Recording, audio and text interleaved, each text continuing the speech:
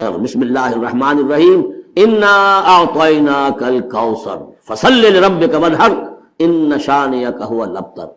اے نبی، ہم نے آپ کو خیر کثیر عطا کیا۔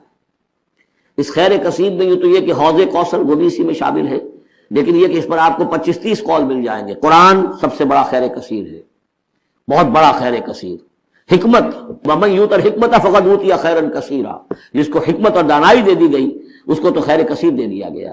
تو ہم نے آپ کو وہ سب کچھ عطا کر دیا ہے اور محتاط کے ساتھ عطا کر دیا ہے، جو انسان کی انسانیت کے لیے، اس کے لیے یوں سمجھیے کہ ترہ امتیاز بن سکتا ہے۔ فصل لربک وانحر، بس اپنے رب کے لیے نماز پڑھا کیجئے اور نحر کیجئے، اونٹ قربان کیا کیجئے۔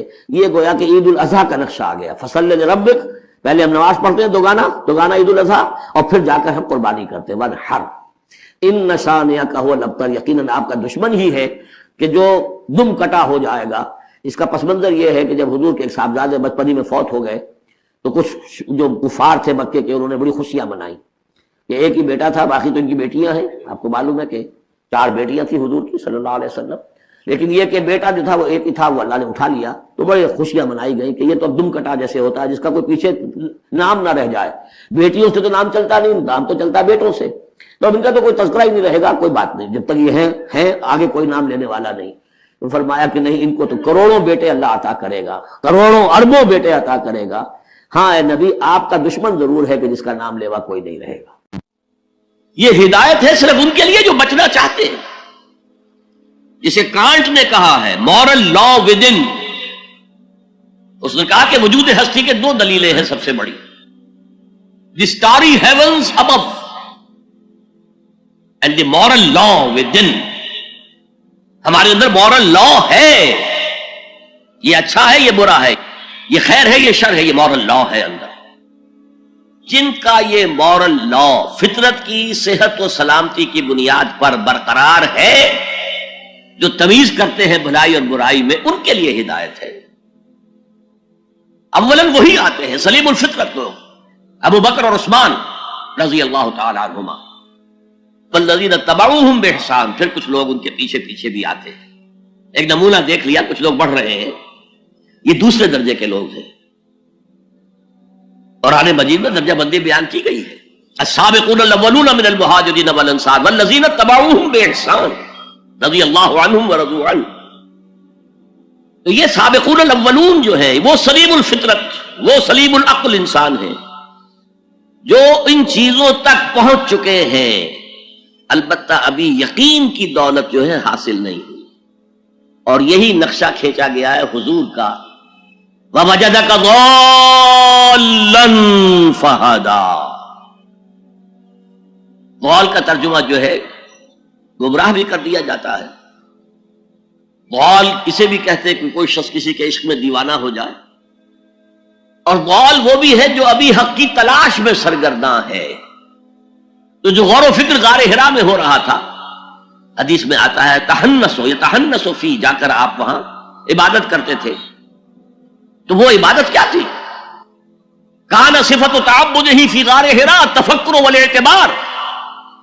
غار حرا میں آپ کی عبادت کی صفت کیا تھی؟ غور و فکر کہ کائنات کیا ہے۔ وہی جو سے فلسفی، جن کوسچن سے فلسفی گریپل کر رہا ہوتا ہے، 2 ہاتھ کر رہا ہوتا ہے، وہی حضور اس سارے فکر کے مراحل سے گزرے ہیں اور قریب پہنچ گئے ہیں، تو دروازے پر دستک دی ہے اور دروازہ کھلا ہے۔ وَوَجَدَكَ ضَالًّا فَهَدَىٰ، پردے اٹھا دیے اور ہدایت دے۔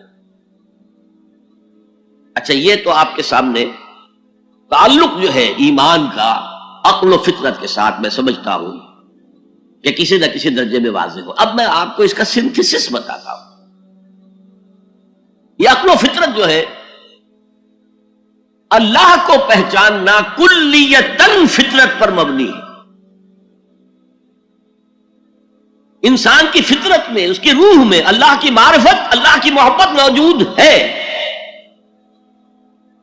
اس پر ظہور کے پردے پڑ گئے ہیں، تم ادھر متوجہ ہی نہیں ہوتے، تم نے کبھی اپنے قلب کی گہرائیوں میں اتر کر دیکھا ہی نہیں، تم تو باہر کی دنیا میں مگن ہو، مادی دنیا میں لگے ہوئے۔ کچھ تو بقول شاہ ولی اللہ وہ حیوانیت کی سطح پر آ جاتے ہیں بیچارے. صبح سے شام تک کی کمر توڑ دینے والی محنت کے بعد بھی ان کی بنیادی ضرورتیں زندگی کی پوری نہیں ہوتی. وہ کیا کسی سے لو لگائیں گے, کیا خدا کو یاد کریں گے. کاد الفقر و یکون کفرا, یہ فقر اور احتیاج اور مفلسی تو انسان کو کفر تک پہنچا دیتا ہے. حضور کی حدیث. تو تم ادھر متوجہ ہو, ہماری طرف متوجہ نہیں ہوتے. حضرت ابراہیم کا قول کیا تھا؟ انی وجہت وجہی للذی فطر السماوات والارض حنیفا وما انا من المشرکین. اور یہ نماز کا افتتاح بھی ہے. انی وجہت وجہی, میں نے اپنا رخ سیدھا کر لیا ہے اللہ کی طرف, حنیف یکسو ہو کر, دائیں بائیں کوئی میری توجہ نہیں جا رہی.